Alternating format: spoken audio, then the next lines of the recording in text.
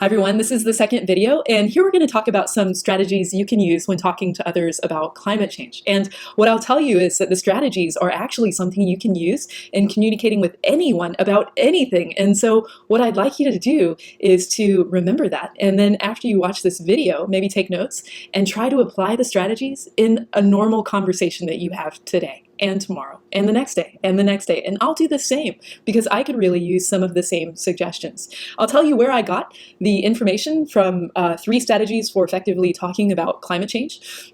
This was a TED Talk from John Marshall, and what I'll do is I'll put the link in the YouTube video that I create for this, as well as on our Moodle course page, because it's worth watching and it's really short. So let's talk about how we talk about climate change.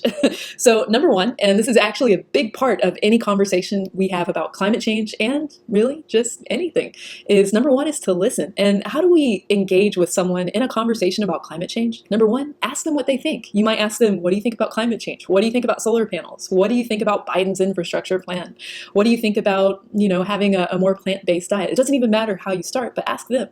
And then what do? You listen. And you just listen to learn. So that's an important thing. We can listen and come up with arguments. We can listen and think about what we want for lunch. And we can listen and pay attention and try and learn something. So that's a gift that we can choose to take. So as we listen, we don't want to interrupt. And that's really difficult for many of us to do, including me. So just listen. And as you listen, this is an important thing. Find something constructive, or what you believe from your point of view, your judgment is constructive, that will help turn the conversation in a direction that will be successful. The next step in this process, reflect back something that we've learned from them and try and highlight something constructive. What this does is it lets them know that you heard what they said and you paid attention and you valued what they said because you value them as human beings. So that's an important step, and you've probably heard that in anything you've read or heard about successful conversations.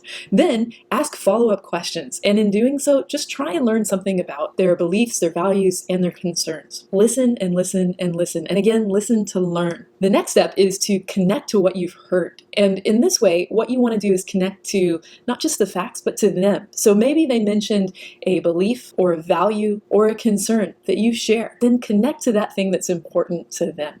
And then tell them as simply as you can. Look at the last video. No jargon, no crazy numbers that don't make any sense, no things far away. Your point of view. How could what you believe about climate change, or a small action, that has to be important, a small action that they can take, not changing their whole lives.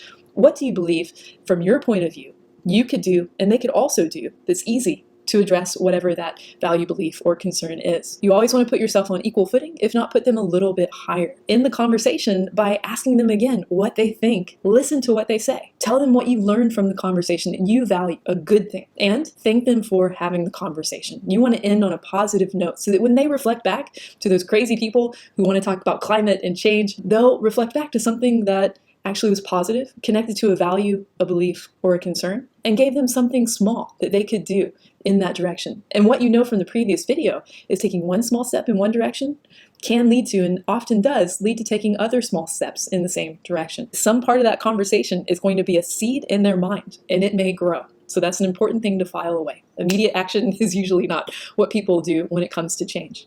So I hope this is helpful, and just a quick review if you want to look at this in the summary. So listen, ask for their thoughts, don't interrupt, find something constructive. And as you listen, listen to learn. That's important.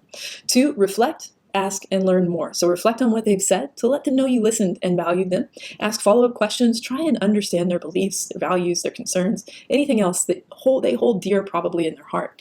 Listen to learn. Then connect. Highlight similar values, beliefs, and concerns you may have. We're all human. We probably have very similar things that are important. Share your point of view and connect your point of view to those shared values, beliefs, and concerns.